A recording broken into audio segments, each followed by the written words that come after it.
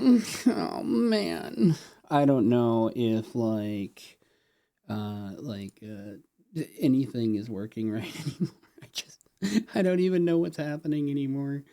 And Aviza oh underscore boy. Zinsky underscore says, hello Mlimmer. Hello, and my music is not working either. Hey, what's a little scuff? It's been a while. Nothing is working right. I don't know. Everything is broken. I came to my desk and I spent the last hour going, why is my model not appearing? Why is my model too big? Why is my model too small? Why am I all of a sudden wide Putin? I don't know. I don't understand. Oh, here's my music. Sweet. Kind of. Diggy from the place says, yeah. Pat. There we go. We got some music. Let's get some rain going. Oh, that's too much rain. underscore Zinsky underscore says, I have decided I may get these quarter centuries graded and sealed. Yeah, look, I saw the picture you sent me of the one you got. That's like $100 some odd. Like, holy crap. That's a pretty good pull. I'm actually surprised. Look, I'm so used to getting screwed over by freaking magic that it's it's one of those things. Yeah, so I had to make a decision. Okay, I need to turn myself down. My own voice is annoying the fuck out of me. Let me get everything kind of... If I have to adjust my audio, just let me know. I don't know why everything is all of a sudden very just not working. It's very confusing for me. Like, this setup has worked for so long. I think it's just another sign that I need to go through my entire setup, right? And fix, like, literally everything. Not just fix everything, but oh my God. I was going to say start from scratch. Mostly from scratch. Obviously, there's going to be still some things, but like adjust how everything is kind of operated here. See, like this is my model is just a little uncomfortably not correct. Just enough for my OCD to drive me. Oh my God. I'm going. Diggy from the place says, sometimes a new setup could be useful. Especially now that you know more tricks of the trade now. I do know a lot more. I know how to use Sammy way better than I used to. I know how to get things to work. So there's been a huge drawdown of a lot of my redeems and stuff like that, because I just noticed there's a lot of redeems that got a lot of use, and there's a lot of redeems that didn't get a lot of use. And then there were just redeems that kind of got used a little too much, and sometimes they're just annoying. So I changed a lot of stuff with that, and I was actually starting to do a lot of this stuff because yes, the hydrate's there now, and unironically I don't have anything to drink. Well, I have this 2-month-old gallon of water. It smells kind of... Oh, whatever. I'm already sick. From the place says, oh no. Oh, yeah. It smells like bacteria water. All right. From the place says, not like this. Okay, it's not that bad. It wasn't that bad. It got a little bit of a smell. That kind of like watery smell. Whatever. I never said I was smart. But just don't make me hydrate again. You don't got to worry about it. Honestly, I don't think anything can make me feel sicker than I already fucking feel. So, there's a thing. So look, I am almost at 500 subscribers. I'm one away from 500 subscribers. I actually hit 500 subscribers earlier. And, that's a thing that happened. And then I stopped hitting 500 subs, and now I'm back at 400 subs for whatever reason. So I mean, that's fun. But or 499. And 777777777778888888900 says, do you know what day it is? I don't know what day it is, but I have a feeling the TTS is going to have some issues with your name. What day is it? Currently leaving work, glad to see you live. Well, thank you. It is Femboy Friday. It is very much Femboy Friday. Happy Femboy Friday. I don't sound very enthusiastic right now because if I bounce around too much, my stomach is going to get worse, and I don't need that right now. Friday. Oh my gosh. Look, I know I've been gone a while. I've been wanting to get back into streaming a lot more often. And just when I did, some shit hit the fan, and I went on this medication, and it's been very difficult. It's like just constant nausea and the feeling like I'm always going to throw up. And it's hard to deal with. And it's funny because anybody else I think I know that is on this medication, I know a few people who are on this medication, and they don't have this problem. Although I have a slightly higher dose than most people, so I mean, that's fair. But yeah, it's kind of crazy. And yeah, I don't know. I was kind of hoping that, like, it would get better over time, because it's been like, what, 2 or 3 weeks now. And I was kind of hoping it would get better over time, and no, it really hasn't gotten better. Like, the first few days was fucking awful, but it really has not gotten a whole heck of a lot better. But I'm hoping that maybe with some like changes to my diet and stuff like that, I don't know. Like, I have no idea what's kind of triggering it, so. No, they're not going to lower my dose. Ant 777777777 time traveling chipmunk says, currently leaving work. Glad to see you live. They're not going to lower my dose because I need the dose that I have. To defund the place says, I wonder if I can figure out how to truncate time traveling chipmunk says, all poor baby's tummy orts.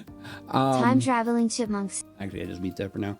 But yeah, I don't know. Like, I got so many things happening. I got so much going on. I was going to debut. I have a model. Like, the models are still in the works. One model is almost finished. And then the PJ model that I want to do is going to be, like, finished with, like, quote unquote phase 1, like the modeling phase, pretty soon. And then I'll pass it over to the guy to, accurately represent my ass. Give me your PJ model. I know, but it's so hard. Like, I am being incredibly picky with the PJ model because I want something that is absolutely fucking adorable. Now, it's funny because I don't actually wear pajamas, right? Yeah, I don't. Clothing is lacking. Let's put it that way. Clothing is lacking when I'm sleeping. But PJs are cute. I just get too warm in them. So I tend not to wear them. Even like during the winter. I mean, I have a fan on me. I have a fan on me every time I sleep. I sleep with a fan. Like, you know, a lot of people do. It could be like 50 below, and I will have 20 blankets stacked on top of me, and I'll be wrapped up like a burrito and still have the fucking box fan going, right? The closest I get is wearing boxers, though. I wish PJ pants on cold days. I do wear like undies. I do wear undies. But they're comfy. Hello, Train Master. Welcome. Choo Choo. It's good to see you. How you haven't ended up in my Discord server yet, I have no idea. Although it might just be that you don't do Discord, which is fine. I have the most like awesome freaking Discord community. They've been like, everybody in Discord has been so great to me. And it's been really nice spending time with people and not constantly worrying about streaming, because streaming is one of those things you just never stop thinking. Well, I think content creation is like that. You never stop thinking about content creation when you have to do content creation. So one thing about the nausea that's been good is it's been kind of like, I don't have to worry about streaming or making content right now because it's just, I can't, you know? However, I am pushing through this nonsense so that I can stream again. Because I do miss streaming. I fucking love streaming, and it's my thing. I've been doing it for over 3 years now, and anytime I'm not streaming, I want to go and stream, which is, I think, probably a good thing, right?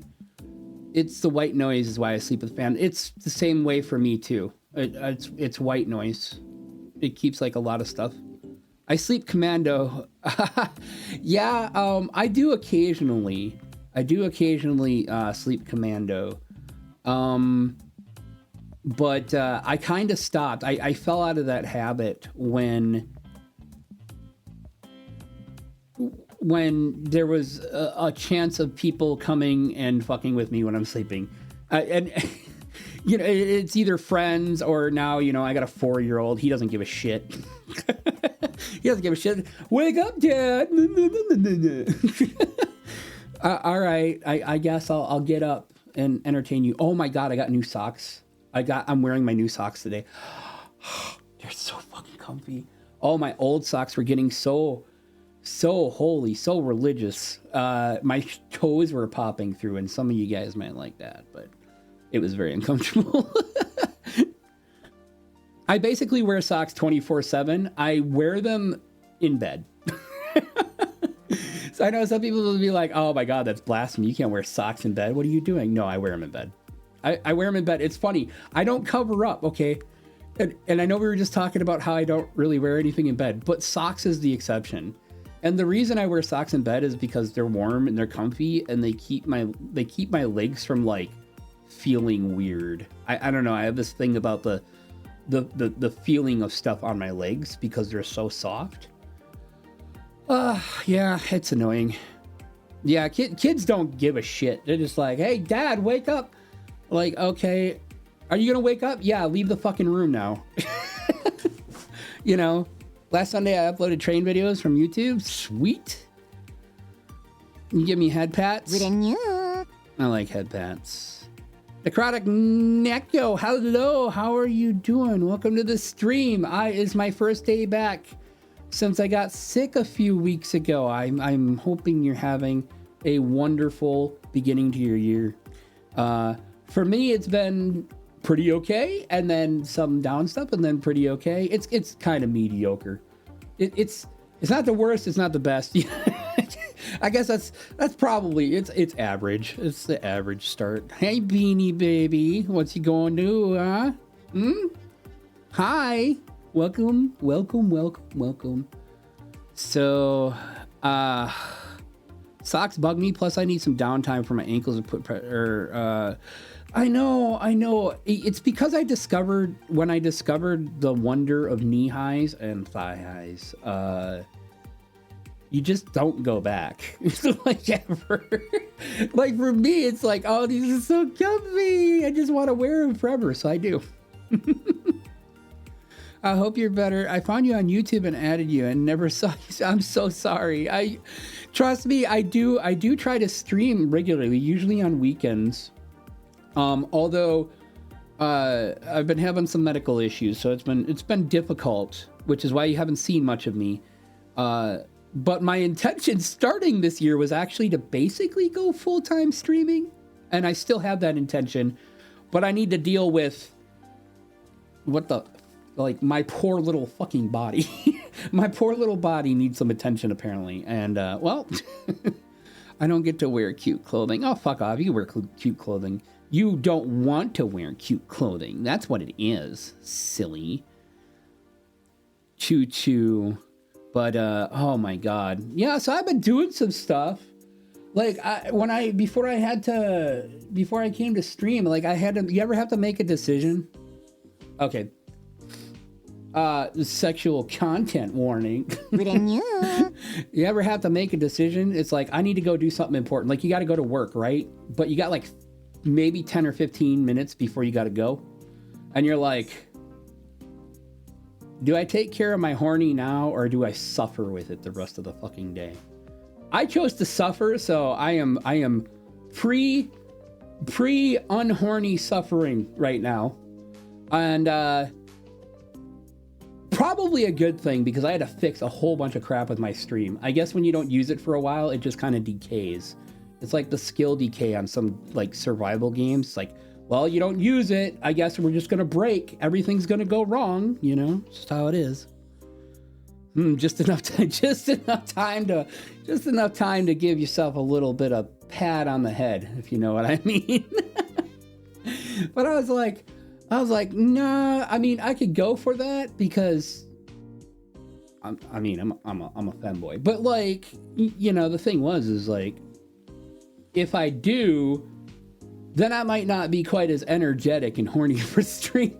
And let's be honest, at least one of you comes here for the horny. I know who you are. You know who you are. Yeah, you're not fooling anyone. I know what you do with yourself at night when you're thinking about me. I know what you're doing. But yeah.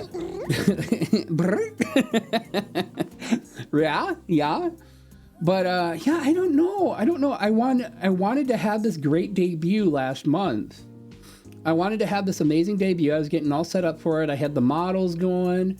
And I was going to do a whole video, and as it was approaching like the deadline, all of a sudden things started going bad. All of a sudden things started going kind of awful. And then like medical stuff and medicine, it sucks. Like mental health wise, it's not great, just because I feel like I'm failing, you know. I'm failing to do my thing, right? It's taking away from my life that I'm used to, Lem. And well, it sucks. So I ended up getting on this medicine, and it's kind of making me sick lately, and I've been having issues with it. However, I'm hoping what I want to do here is probably by the end of this month get back to regular streaming, and then all of June, which is Pride Month, I want to do like a whole Pride Month thing, hopefully. And then we'll get my debut rolling, or not my debut, my anniversary rolling out. My debut is coming, actually. I wanted my debut to be soon, but then some things fell through. The artist that I had wanted to commission, they're like, yeah, I'll do your commission. And then I was waffling around with them for 3 months. And then they're like, well, I can't do it now, so you're going to have to find somebody else. And I'm like, thank you, because finding someone else at this point is not a thing I can do, but you know, whatever. So I don't know, guys. Like, I love artists, I really do, but damn, sometimes they can be awfully fucking flaky. I have like probably a 50-50 ratio of, actually probably less. I'd say more. I'd probably say like 60 to 70% of the experience I've had with artists have been mediocre to bad, which is really sucky, because I know there's a lot of artists out there that are amazing and, you know, do what they say they're going to do and don't just run off with your money and stuff like that. Unfortunately, I don't have access to those artists. I have access to the artists that might do what they say they're going to do. That sucks. Finding reliable people is hard. Yeah, it's like, it's in one hand, it's like, okay, well, I want to support artists and get like commission models and stuff. But on the other hand, now I have this like fear of artists that I'm going to get scammed, right? I don't have like a bunch of money or anything like that. So any money I spend on this or other things are quite literally like life or death for me. Essentially because it takes me like a long time to save up for things. You know, there's always that possibility that if you don't have a good chunk of money to pay for something like something to be redrawn, like a lot of artists will have something where you can be like, okay, if you don't like something, I'll fix it, of course. But after a few different requests, you know, you might have to pay some more money, which is fair, because there's probably finicky Karen clients out there that are like, no, I want this way, I want this that way. They want it, you know, they want it their way, and it's never good enough. Me, I just want it like kind of a specific way, but I have a hard time because artists don't have like a lot of time. I've yet to have any kind of artist like literally sit down with me and say, oh, hey, well, why don't we sit down and talk or chat, and we can kind of like come up with an idea, and then, you know, I'll go from there and I'll iterate from there.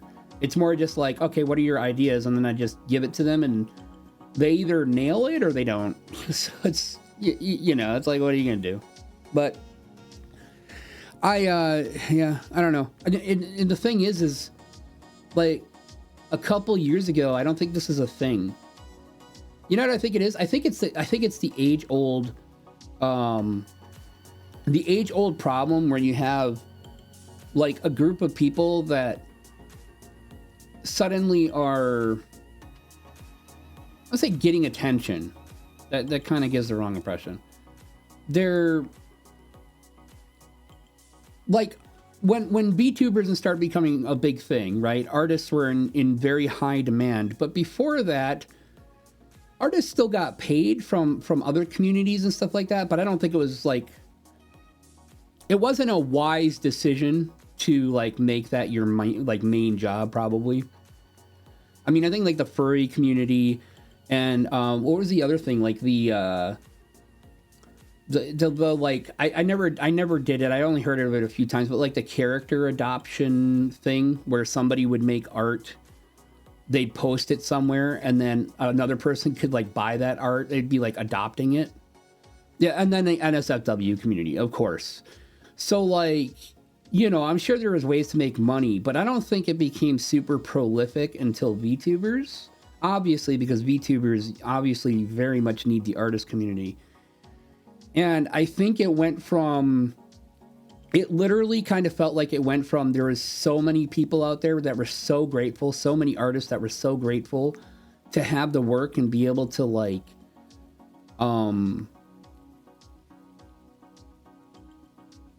basically, you know, make their passion their job, essentially, and make a bunch of money off of it, which is amazing. But then you had like all the people who like sense a way to make money or a way to make quick money. You know, maybe they're kind of okay at art or the scams or stuff. Like everything that started happening, like where the artist pool started becoming like this, not so great experience, right? And then you had big companies there's big companies that do art out there. They're like, if you look around, you definitely have a lot of independent artists, but of course, where there's money, there's a company. And there's a bunch of them. There's a bunch of companies that have dedicated artists that are specifically there to make VTubers for people. And I'm not saying they're bad. I've never actually dealt with a company. I don't know how good or bad they are. I've seen some of their work. Some of their work looks great. Their prices are like in line with the industry. So I can't complain. I'm not trying to, you know, shit on companies. Like I shit on companies a lot. I don't think it's necessary in this case. But however, sometimes like when an industry, it'll get big, it gets big really fast. So you have a lot of bad shit that happens, like a bunch of bad actors that come in. And then you have the people who aren't necessarily bad actors, but they don't have a good work ethic. And then people end up getting screwed. And I don't know why, but I have legit only had like really good dealings with 3 artists.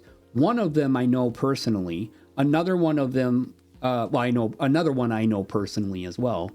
Not like in real life, but online. And, you know, I'm really close to her. She's like, she's literally like family. And then the other one was the person who did my original art, my 2 emotes, my one biting the heart and my wave emote. The one biting the heart is still one of my favorite emotes ever. That was Ikelet. And she is awesome. She's very, oh my God. There's no donathon today, guys. There's no donathon. I shut that off. Come on, you silly, nonsensical piece of beautiful machinery. Oh my God, why? What is generating this? I turned that off already. Well, there's no donathon. If you see a donathon thing, there's no donathon. That was a while ago when my computer broke, and Jet did a really cool thing and helped me get some more RAM, and so did Chippy. They both donated, so I get some more RAM, and now I have RAM. So just ignore that nonsense. Lubricate my RAM. Oh man. So yeah. I have so many things to just fucking gripe about. Can I just vent at you guys for a little while? I think I'm just gonna vent at you guys for a little while. So yeah, that's kind of like my take on artists. And I just haven't had a whole lot of great experiences with artists that I don't personally know. Which sucks. The one thing I will say is I don't know if I can call him an artist or not. There is a shop on Etsy, and I got a very expensive keycap for my new keyboard from them, and it came and it was broke. The stem on the bottom is broke, so it doesn't attach to the switch very well on the keyboard. And I had the key for a while, so like there was like a 30-day warranty or something on them. And they're in Vietnam. So I messaged them. I'm like, hey, I know, it's kind of past the warranty or whatever. I'm like, but I didn't even get a chance to open this until recently, and the stem broke on it. And, I sent a picture to them and stuff like that. And to their credit, they were like, oh my God, I am so sorry that happened. I will send you another one immediately. And I'm like, awesome. And they're like, if I'm going to ship, I can ship it to you immediately just with that. But if you want like something else from the store or whatever, he's like, I can give you like a 70% like thing off of whatever else in the store. And then they'll just ship free of charge. And I was like, oh, that's really cool, because 70% off one of these keycaps, which cost like, it's like a lot of money, is a pretty good deal. So I was like, that's a pretty good idea. I think I like that. So I'm like, yeah, you know what? You've been awesome. I'm gonna be awesome too, and I'm gonna buy something from your store again because I mean, for them it's just might as well. At least they're getting a little bit of money to pay for the shipping essentially.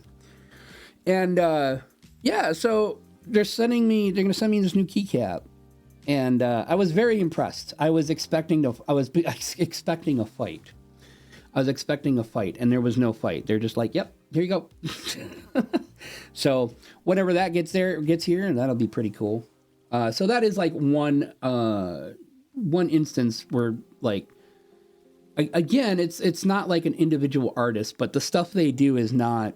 It's very custom. Like, my keycap is a resin keycap, and you can kind of see through it, and it has like a little model of Venti standing in what looks like cherry blossom petals on the ground, and it's really cute.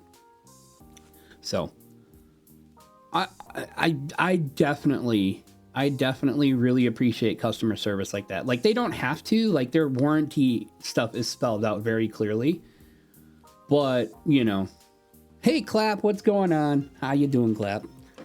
So yeah, all right. Yeah, I'm kind of a little flustered and angry. I'm kind of a little flustered and angry with so many damn things right now. I'm kind of like really cranky about that stuff that happened with Helldivers 2, and I don't even own Helldivers 2. I don't even own Helldivers 2. I'm pissed off about it on principle. I was actually gonna buy Helldivers 2. But I think what aggravates me more, and I was trying to explain this to someone and got into a huge argument about it, but what aggravates me more is that nobody... Okay, so like a lot of things happen. A lot of, the player base, there's like the quote-unquote review bombing. I don't really consider it review bombing, because they were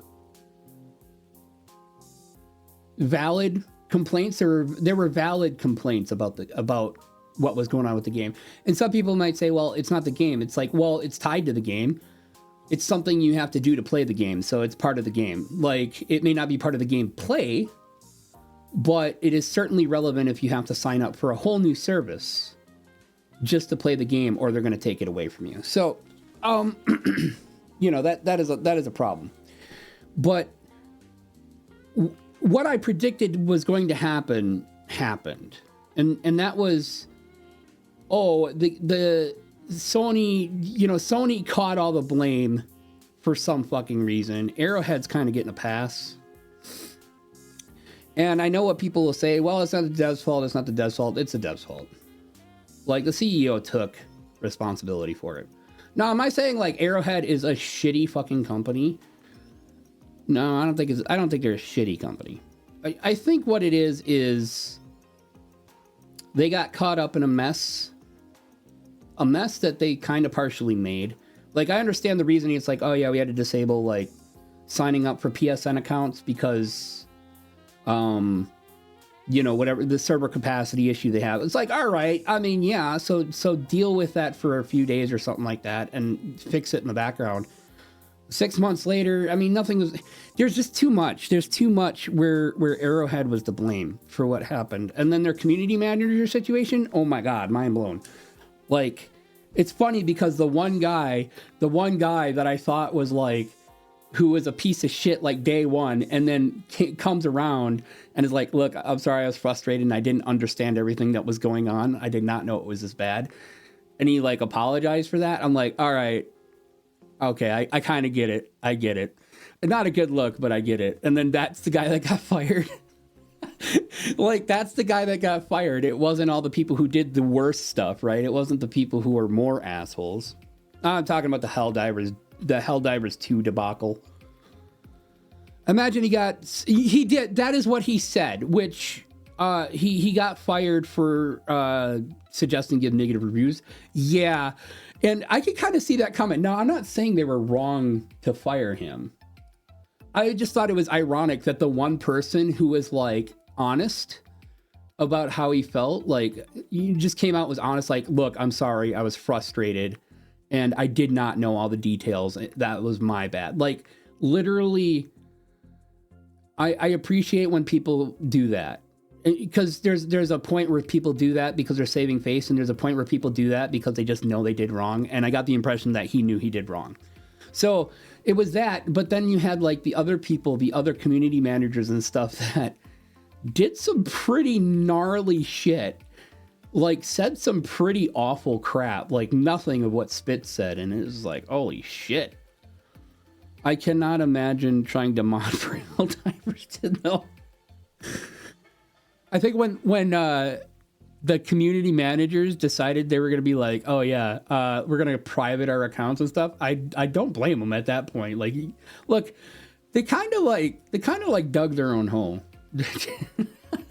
They kind of like dug their own hole. It was very reminiscent when they were saying, it's like, what, you can't spend 120 seconds to sign up for it and stuff like that. It was very reminiscent of a lot of things in the past. And this is why I'm saying this shit keeps repeating itself. I'm going to point out why. Because I distinctly remember when Xbox One came out, remember they were trying to push like the whole family thing, watching TV and nonsense. Basically everything a game console isn't really for. They wanted that to be the focus of the console. And one of the ways they were going to achieve that was always online. Oh, there's that too. I was thinking of that too. You guys don't have phones? The fucking Diablo Immortal shit. Oh my fucking God. How out of touch can you be? But the funny thing with them, they're like, yeah, it's gonna be always online. It's going to be always online, like the Xbox One. And then like they were I can't remember who was being interviewed, but the guy being interviewed, like the guy doing the interview was like, well, what about like all the people who don't have like an internet connection and stuff right now? I mean, it's still possible people don't have an internet connection or a stable internet connection. And the guy's like, well, thankfully we have a product that doesn't have to be online, referring to the Xbox 360 at the time. Which is asinine. Not that there's anything wrong with the Xbox 360, but it's a last generation console. It wasn't going to get support and it wasn't going to get games anymore. And it's an inferior, like people want the new thing, not the old thing. And it was just like, why would you say that? That is a dumb thing to say. Just completely dumb. All modern day single player games require yeah. I mean, it was coming. Like it was coming. Like people knew this was coming. You can't really have a device that's not online anymore, unless it's a retro, like a retro console or something. Like that's just the way it is. Because it's like you don't have physical media anymore. You can't just pop a disc in now and play a thing. Like they sell a physical disc. It doesn't have the game on it. Fuck no. You just better have an internet connection so you can download it. Oh yeah. Hey, we've got an offline mode. Like, yeah, and that's another thing. That's another thing I'm gonna talk about too. The stupid. Yeah, there's so many fucking things. Like the whole game industry is kind of imploding right now. But yeah, I was trying to explain a few days ago. I'm like, this is cyclical. This isn't the first time. This isn't the second time. This is not the 10th time it's happened. This is a constant cycle. Like a game company will do something that gets some backlash, and they'll kind of go back on it, and then they're just kind of sitting there and they're just like, until next time we can do a thing, until next time. And it keeps happening over and over again. And then what happens is people just forget. It's like, oh, if it's attached to a game, they'll just go back to the game. If it's attached to a company, how many times has Sony been fucking breached now? Data breach. How many times? People still buy a fucking PlayStation. People still buy a PlayStation and sign up for PSN and put all their fucking info in that nonsense. And it's like, how many times are they going to bend you over the chair before you decide that you're going to tired of taking it? Like, I mean, I'm a femboy. Like, I like being bent over, but I like being bent over by people that I like. Not people like Sony. Yeah, people don't understand this is going to happen again and again, and only get worse as they push the limits further. And like, it's just, hold on, I gotta get kissies. Mwah. Oh my God, that is very echoey.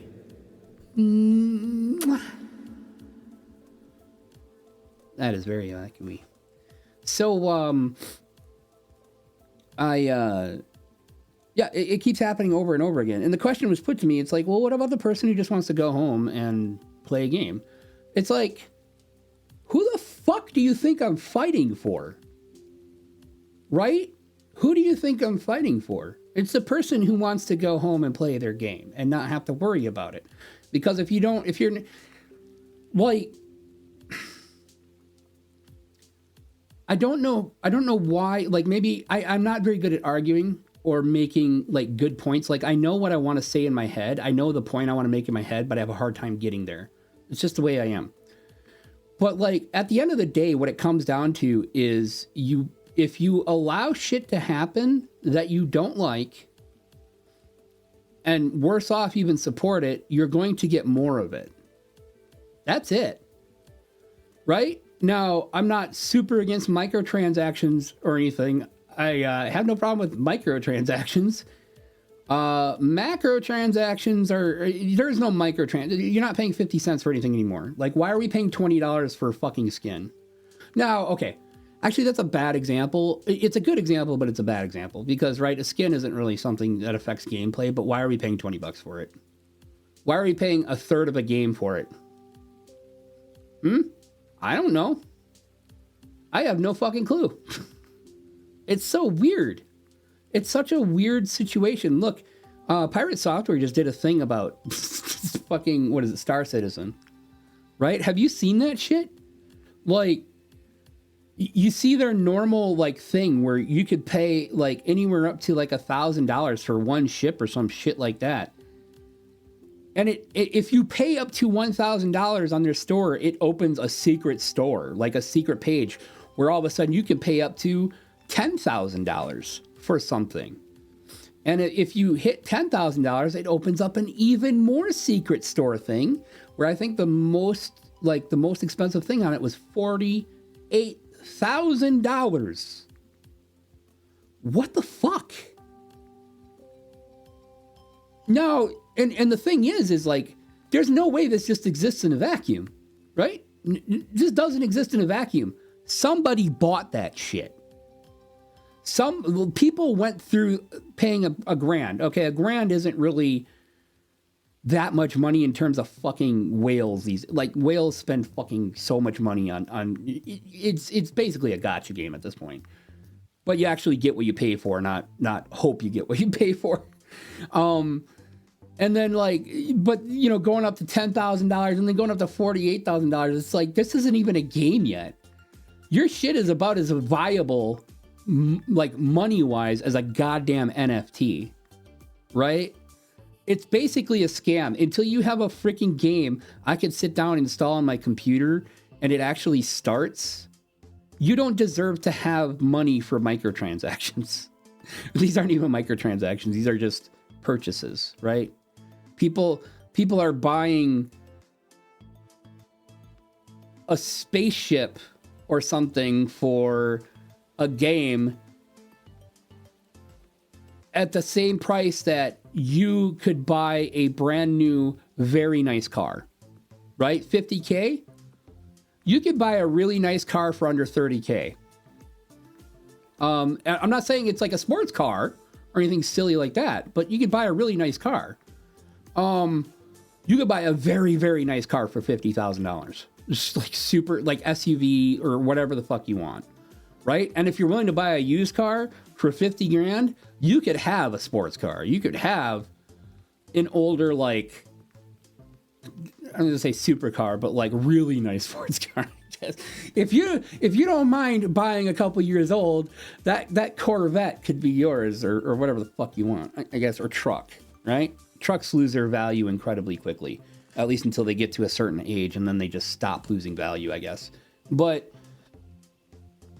I mean, it's just insane to me.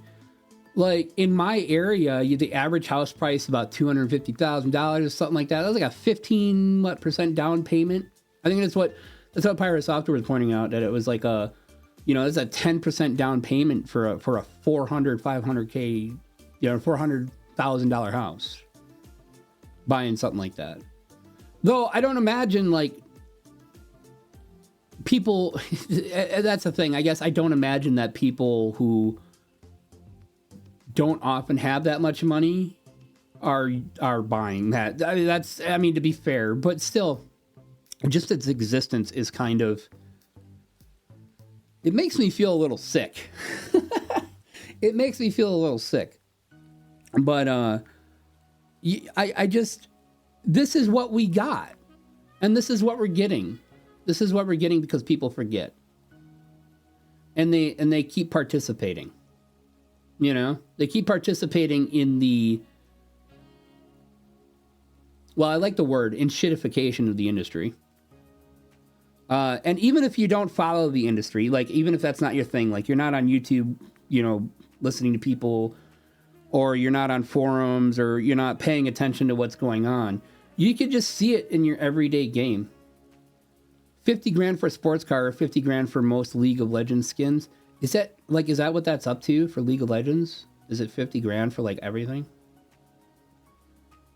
I mean, they've been going at it for a while. What is that does that mean they have isn't one of their skins are $20 now, aren't they? I think their skins are, I don't understand paying $20 for a skin. I genuinely don't.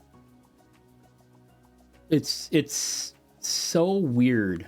It's just such a strange concept. But I like what I just watched a video earlier, Linus from Linus Tech Tips. He was talking about his kid, how his kid just got into Fortnite, and he's essentially basically teaching his kid, he's like, what are microtransactions for? And I guess the answer is losers. I mean, that's fair. And Linus goes I don't actually think that's true. But he doesn't want his kid, he doesn't want his kid being manipulated into getting microtransactions, because a lot of it's about fear of missing out, and then you know, like a lot of his kids' friends, like his kids' friends are going to have these skins and stuff like that, and he's going to want them. He doesn't want his kid to fall into the hole of needing everything. He's like, it doesn't necessarily mean that his kid can't have microtransactions or something like that, but it'll be like a special thing, you know, an occasional thing versus someone who has to have like everything that comes out, right? I'll never understand why League of Legends is so popular to begin with personally. A lot of people just like the game. It's a very highly competitive game, very technical, very high skill ceiling. It's a game that appeals to people who enjoy like strategy, you know, stuff like that. So how goes things? It's okay. I'm feeling a little nauseous because that's just how I roll lately. So yeah, I just had a lot of issues, and the PSN core, the PSN thing for Helldivers kind of struck a nerve with me because it kind of goes along. Okay. My problem with this was the fact that like you wanna have your PSN thing, you know, you want to have your PSN login for your PlayStation, you want to have your Xbox Live login for your Xbox. Like obviously, you know, that's where your stores and stuff are going to be. You're going to have a login for that. Plus they have their live services. That makes sense to have it for those kinds of things. The moment you decide you're going to impose that shit on a PC user, that's generally when shit's going to go bad. But the problem is it's been happening. And a lot of people pointed out, it's like, well, you know, other companies do the same thing. And yeah, we don't like it. I don't like it. I don't like having to sign up for 2 accounts. Like, I have my Steam account for a fucking reason. I don't need your store. I don't need your storefront. I don't need to log into your shit. The exception being if like someone's running servers, of course. So like, obviously World of Warcraft, you have to be able to sign into World of Warcraft. Obviously for Final Fantasy 14, you have to sign into Final Fantasy 14 because that account information is what logs into their servers. And that's where I go, okay, it's not necessarily for them to do anything other than just having their sign in. They have the servers, but most games are peer-to-peer now. Not MMOs, but like most games are peer-to-peer multiplayer. Like there isn't like servers, quote unquote. Not in the sense they might have authentication servers or login servers, but even things like Minecraft, the only reason why you have a login for that, I mean, other than kind of greediness on, it was to authenticate your account to make sure you actually bought the game, you know? But that I still found like even Minecraft to be annoying, but that was a more innocent time. When Minecraft came out, when you signed up for a service, it was actually exciting. It was exciting because you thought that you were going to maybe get cool stuff from it. Or not stuff as like swag, but like there would be like, I don't know how to explain it. It was a weird feeling. I never really hated it at that point. But then again, not every fucking dumbass and their uncle was asking for fucking information and email and fucking phone numbers from you. So now, you know, I go to play Cyberpunk. I shit you not. I've been playing a lot of Cyberpunk lately. I love that game. I go to play Cyberpunk and I got to log into Red's, like, CD Projekt Red's nonsense. It's like, log in. Oh, you don't have to. I'm sorry. I'm not going to, you don't have to, but it has its own launcher.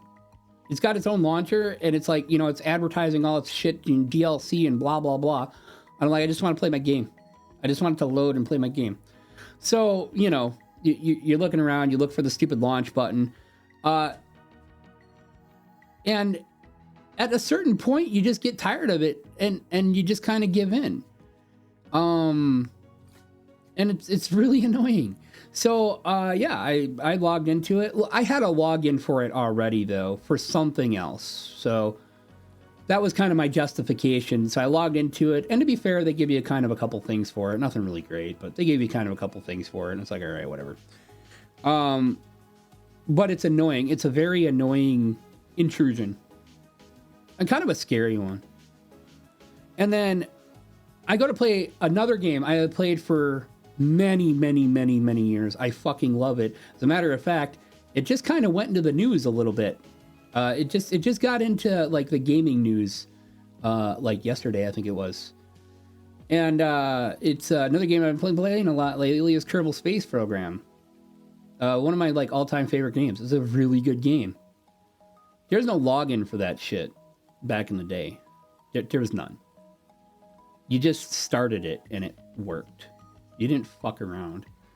Now, ever since basically like Kerbal Space Program 2 was announced and stuff like a few years back and stuff like that, I haven't really played it that much. But when I started up now, all of a sudden I have a private division launcher, which is the company that is making Kerbal Space Program 2 and has the rights, which is actually technically owned by the same company that owns Rockstar. Oh, what company is that? I can't remember the stupid name. Anyways, so Kerbal Space Program 2 has been kind of a shit show. It's had a kind of an awful beta. Well, beta. There's no such thing as a beta anymore. Early access, Mlem. It's had an awful kind of early access. And they're kind of defaulting on a lot of their promises that they were making. And now the studio just got shut down. Right? So all these people who bought early access to Kerbal Space Program 2 on the goodwill of Kerbal Space Program 1, which is a fantastic game, are now fucked. Out of whatever that cost. $40, probably. Yeah, probably like $40. They're all screwed. Private Division's gone. They were liquidated. Their last day is today. And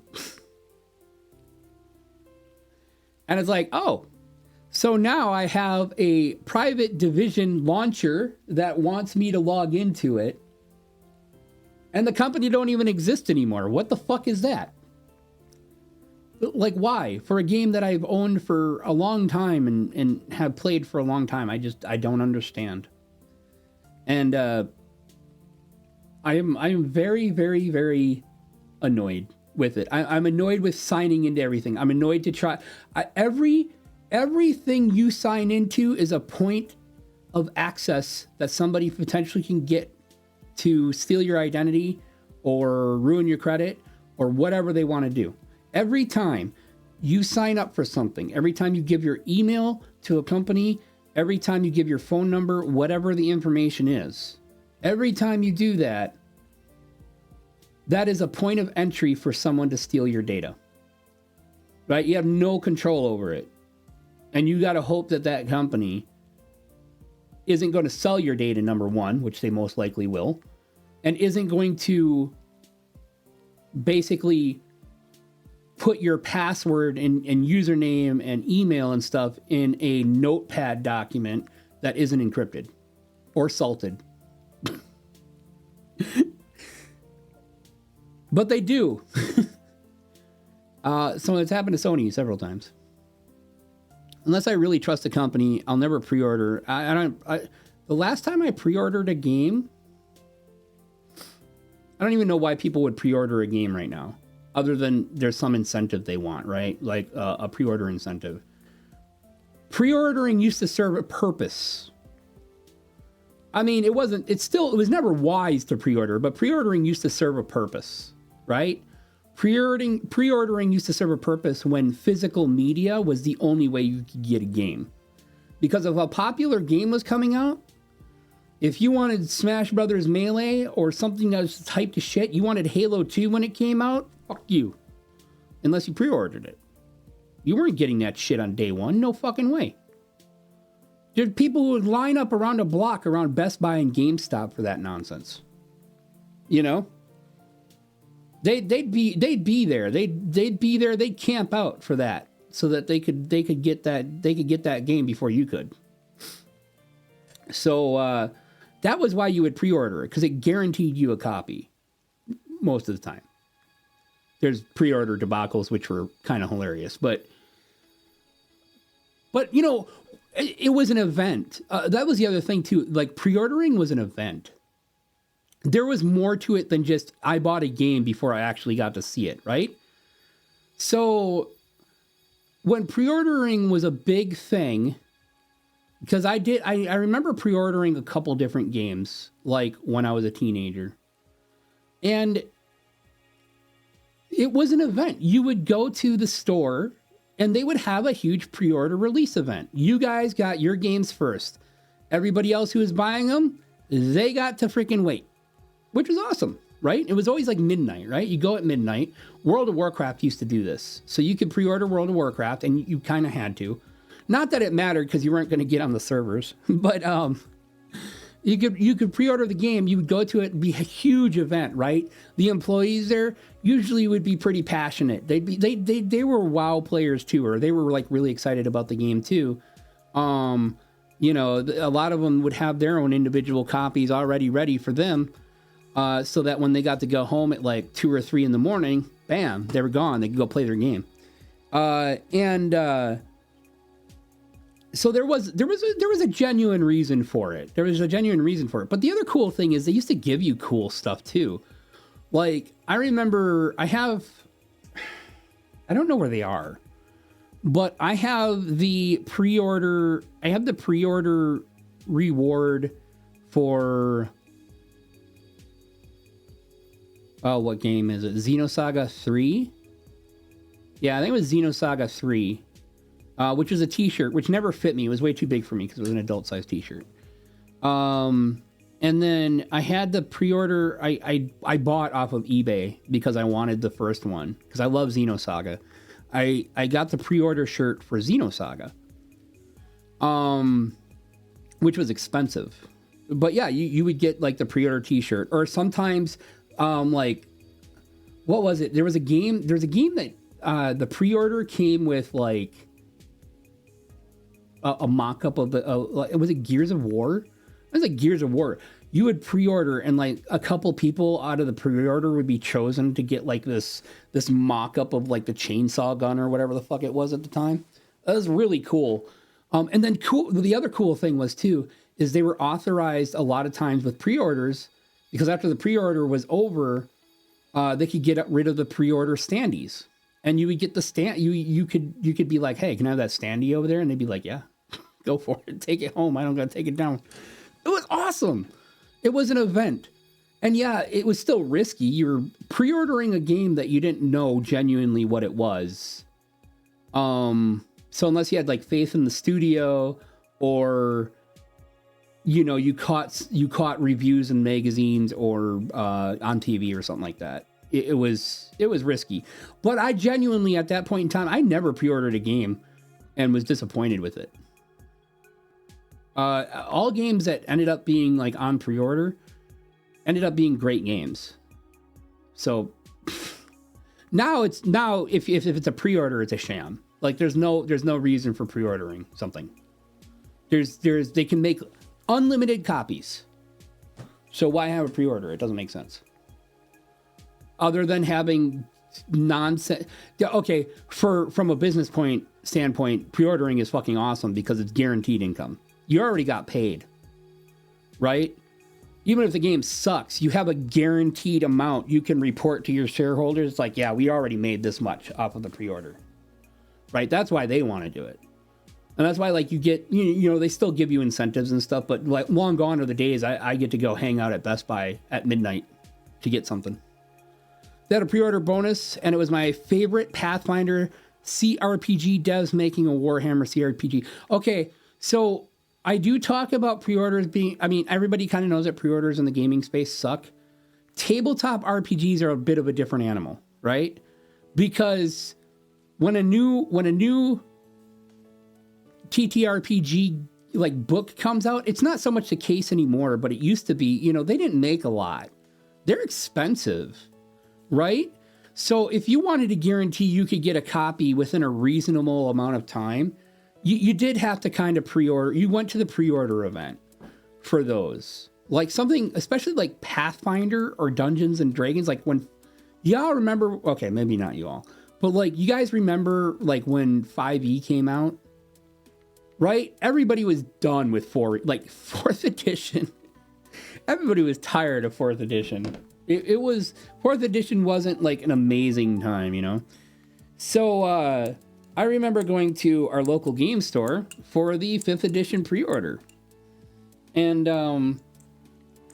you didn't get anything special. It was just guaranteed the book would be in stock for you.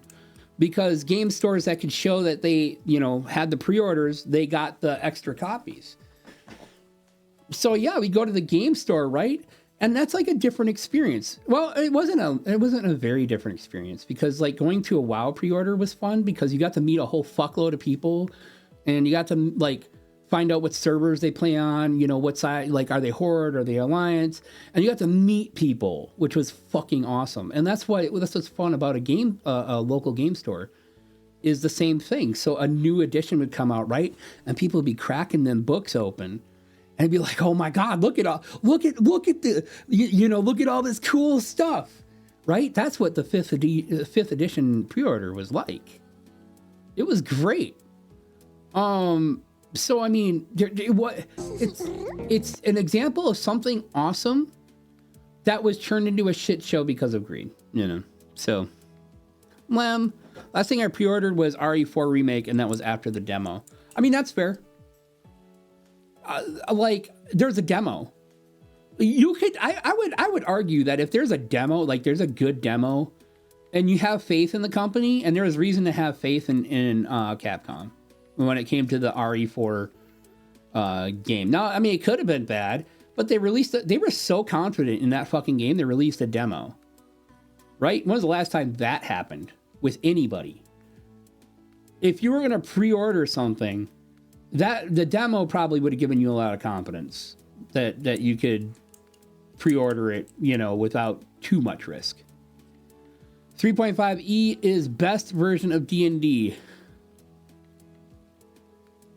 No, it's not. The best version of D&D is Pathfinder, which which I know is basically 3.5.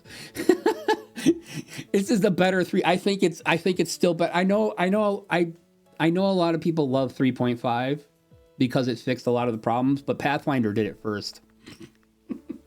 And honestly, I do enjoy Pathfinder. I think I want to play it. I want to play Pathfinder again. It was fun. The gaming industry would be in a lot better spot with demos. Yeah, they should have never got rid of demos. They stopped doing demos when they started realizing that they were releasing bad games, right? And that was the accusation leveled at a lot of companies that stopped doing demos. Because they're like, oh yeah, we don't get demos anymore. They must not really have a lot of faith in their game if they can't just give us like a 10-minute demo to see, you know, play it ourselves and feel how it is. I'm still surprised RE4 got a pass on its $100 of DLC, but people freaked out about Dragon Dogma. I've never played Dragon's Dogma 2 DLC. How did RE4 get a pass on hundreds of dollars in DLC? Did I just miss out on its DLC? Like it had no, that was a free. Wait, was the Ada thing a free thing? No, you had to pay for the Ada thing, but that's a whole other, that's content. Like that was more content. Were there skins and stuff? Oh yeah, there were skins, but it wasn't hundreds of dollars, was it? I mean, I figured you could probably bought everything in that store for like less than 50. Hopping in the shower, get ready for an appointment. Lem, can't hear you over the water, but hope is all is going well. It's okay. Yeah, it's all right. Well, yes, but I was talking about D&D. Pathfinder's obviously better than D&D. Yeah. Although, I will say that after playing a couple years of Pathfinder, when 5th edition did come out, it was a bit refreshing. Because Pathfinder is one of those games that gives you so many options that it can be a little overwhelming. And it's hard to understand, kind of like... hard to understand. I don't know. I love fucking. I will never ever. I'm never going to shit talk Pathfinder ever. It is a great TTRPG. If you haven't played it yet, you should play it. It is D&D. It is basically D&D, just they gave a shit about it. But there's a lot of options. There are so many options. Just in the player's handbook, there's a fuckload of options. So not even including like other things, like other supplemental materials. So says the stinky one. I'm not stinky. I just took a shower. Oh, okay. Never mind. You're responding to the guy. Like, what are you talking about? I got a pass because they released the DLC a couple weeks after instead of the launch like Dogma. Yeah, I don't know. No, I could be wrong. I don't remember how much things cost. But I distinctly remember going into the DLC store because I did get something, right? I thought I got something. But it was like a couple bucks. Right? And there wasn't a ton of it. There was some stuff. But I don't know. I'd have to go back and take a look. But I've never played Dragon's Dogma. I don't know if it's a good game.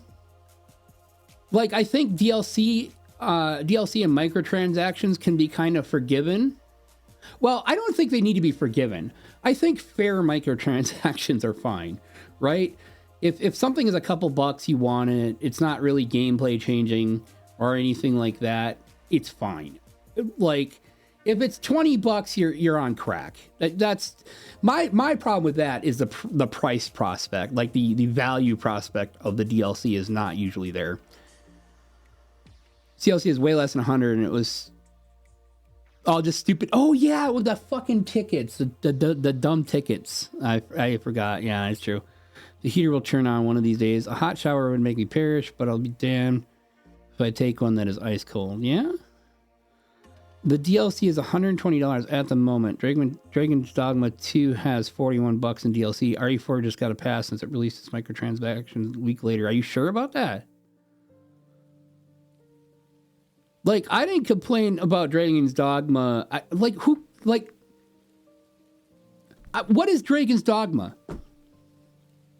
I'm not saying I've never heard of it before. What is it literally? Like, what kind of game is it? Like,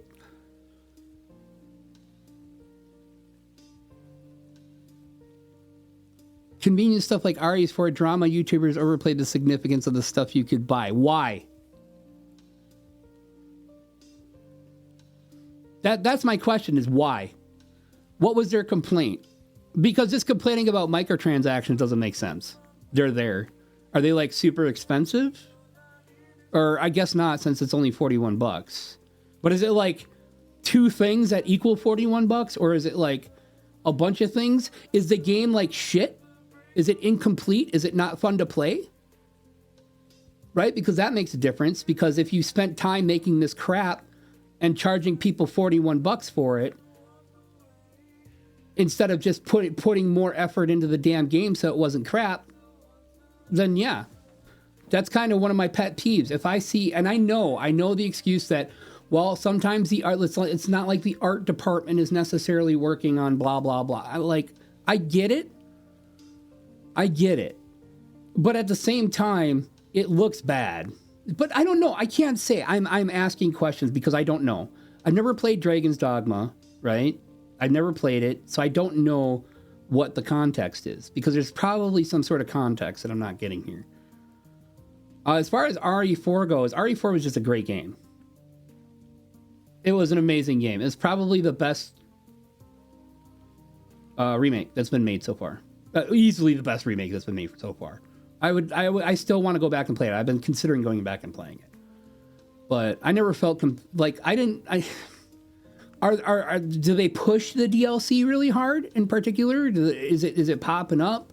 You know, is it always like kind of in your face? Because that's one thing RE4 did really well. Like, it didn't really, like, you kind of had to deliberately go and find the DLC, like the microtransactions, as far as I remember. I'm talking about shit from like a year ago, but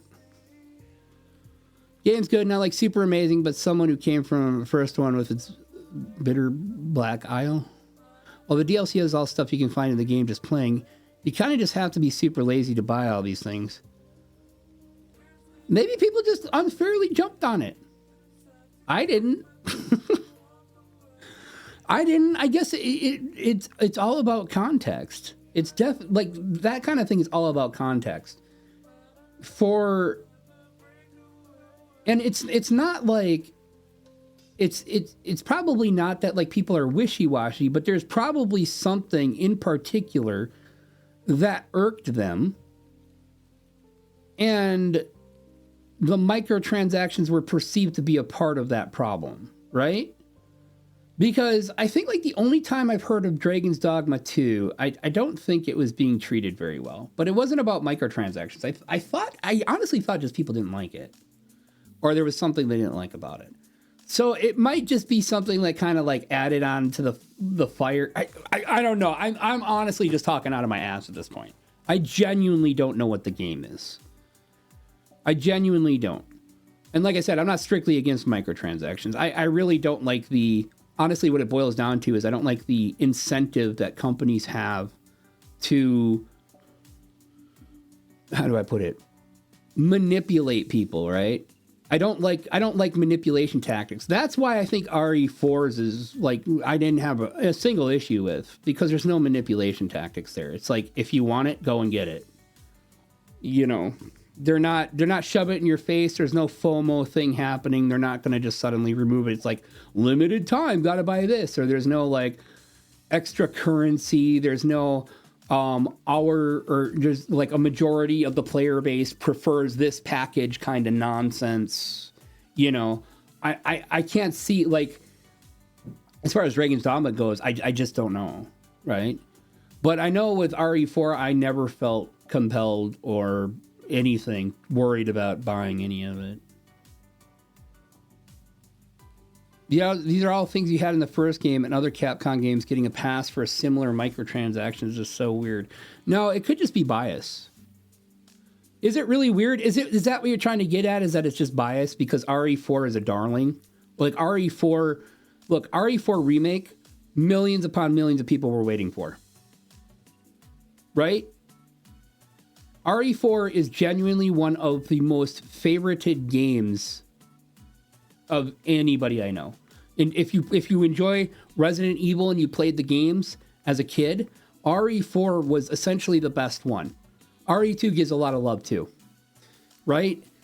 When Capcom was coming out and they were proving that they could remake these games and remake them well and give you a great experience, that, like, it was hyped. RE4 was really hyped.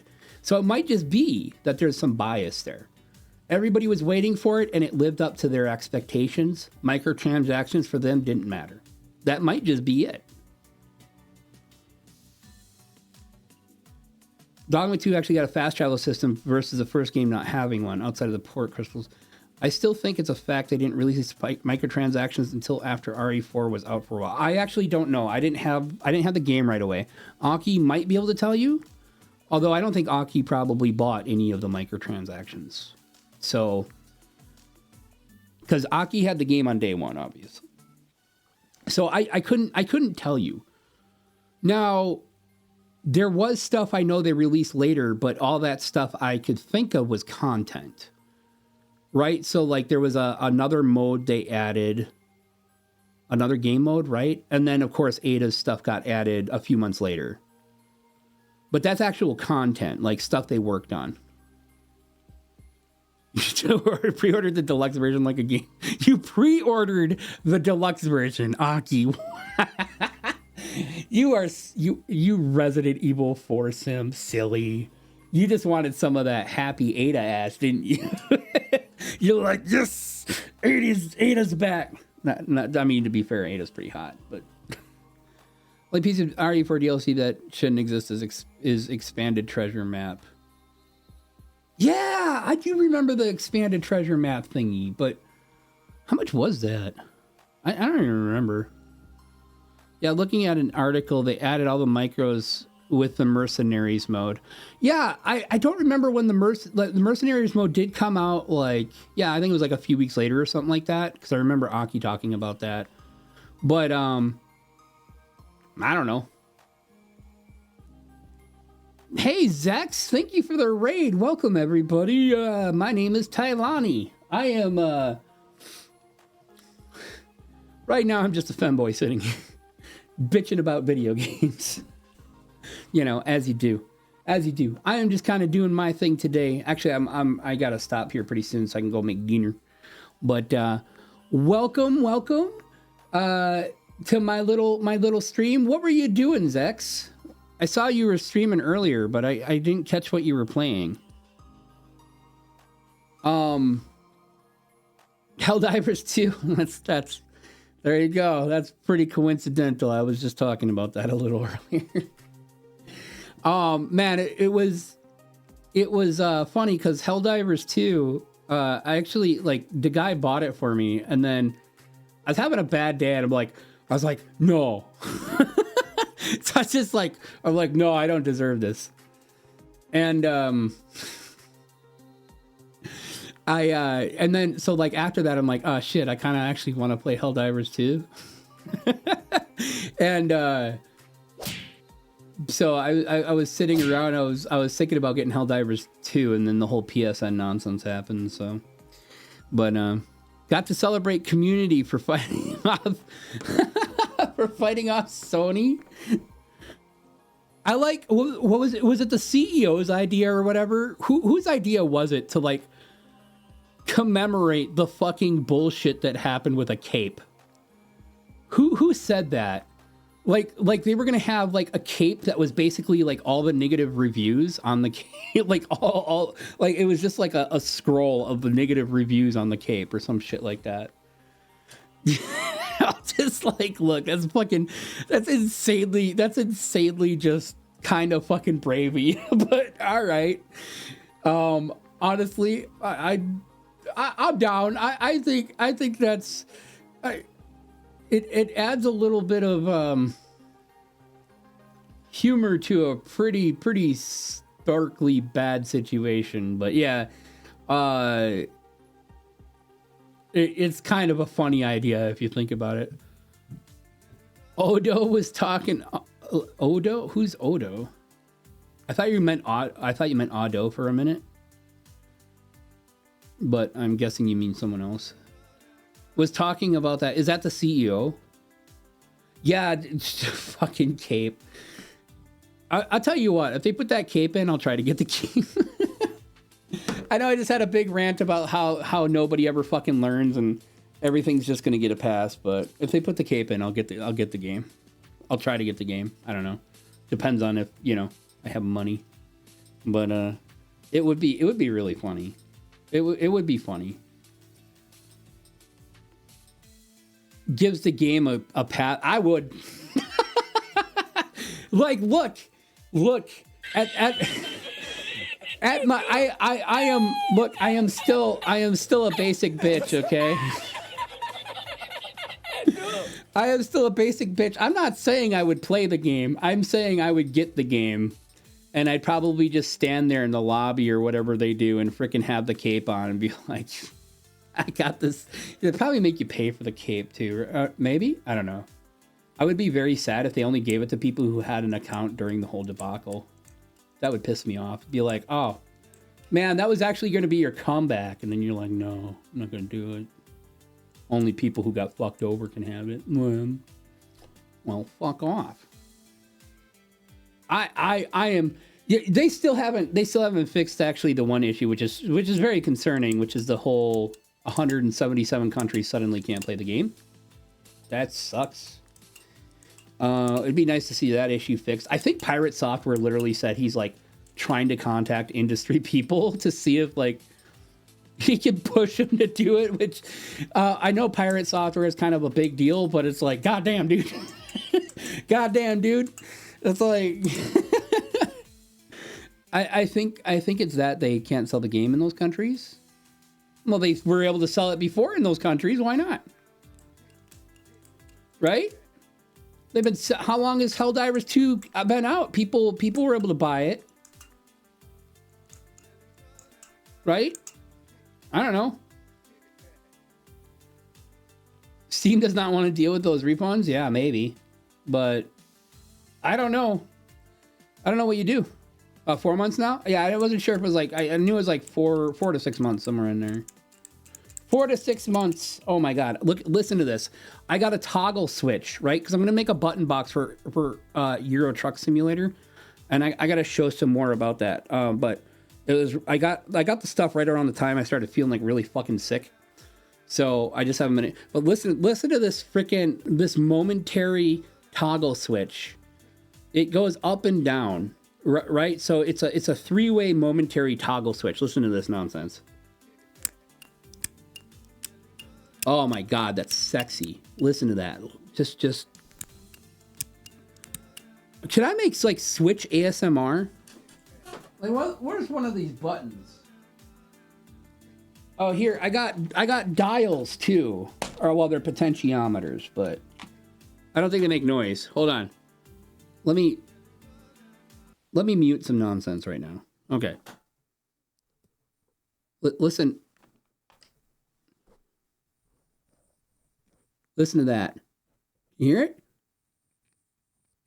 Yeah, that's my potentiometer.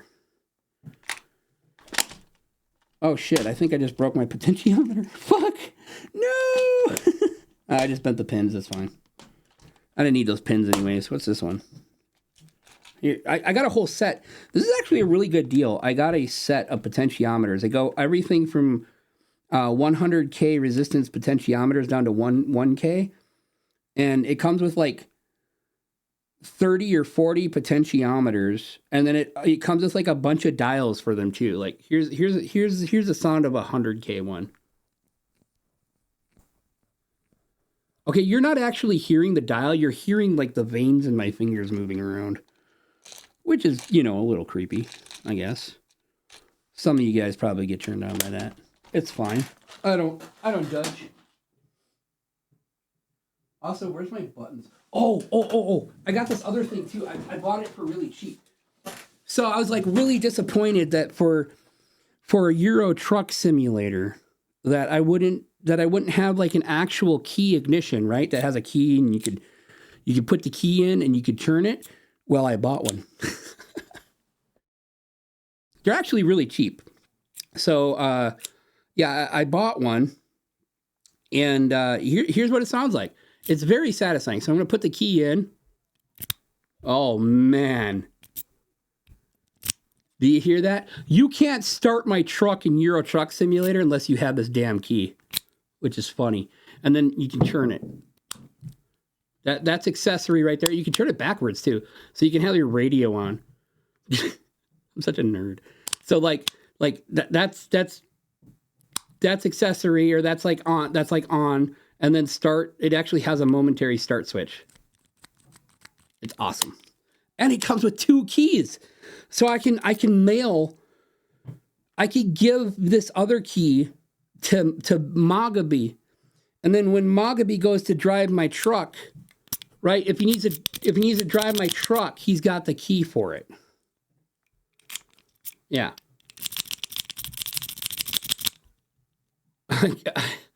I got to a good one. He says, well, this is quite the ASMR right now. I know. It's actually kind of nice.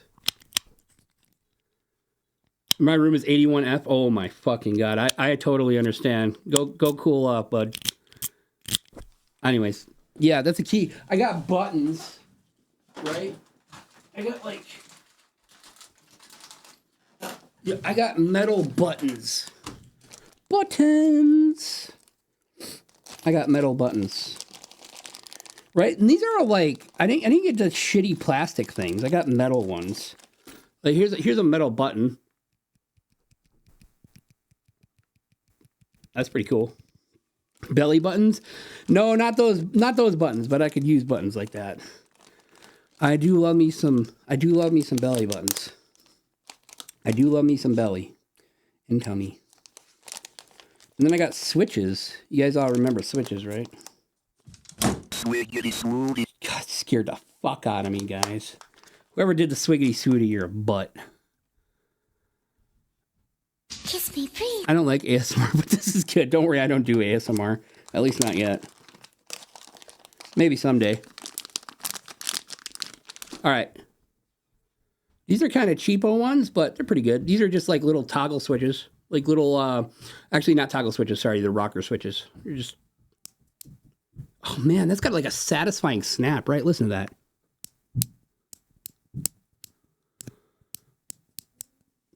Pretty good. Pretty good.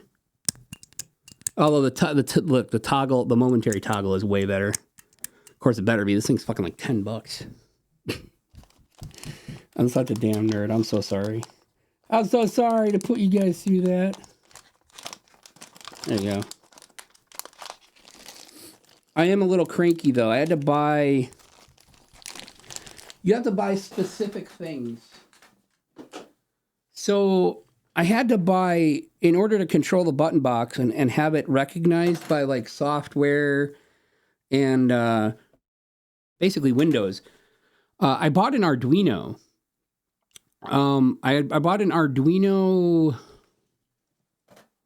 Well, actually, I bought 3 of them. Arduino is something. I bought these Arduinos, and I think they're called the Arduino Uno. And so I got them. I was like all excited. I was waiting for everything to come, and then realized when I was looking stuff up, I can't use the Arduino Uno because it's not recognized as a human interface device in Windows, meaning it can't be used as a keyboard, essentially. And you need that functionality. Windows has to see it as a keyboard in order for it to pass through commands to things like Euro Truck Simulator, which is like, if you guys have ever tried to use like a Steam Deck or something to pass through commands to a game or something like that, it doesn't work because Windows won't let you. Hi, Clover. But at any rate, I do have to get the hell out of here and go make some dinner. You got some cool spring sounds afterwards. Lovely, right? I'm going to go make some dinner. I am going to try to be streaming this weekend, hopefully. And we'll see how things go. Just look for updates in my Discord server. You can find my Discord server somewhere. Discord. You can join my Discord right there. And I will see. I want to stream more this weekend. So, where are your kissies? You're going to have to wait. I got to pee. I got to go potty. And I got to go make dinner. So, I will give you kissies later. Just remind me next time I stream. Yeah, sorry, Clover. All right, guys. You have a wonderful night. And I will see you, as soon as I stream again. Bye, everybody. Glenn.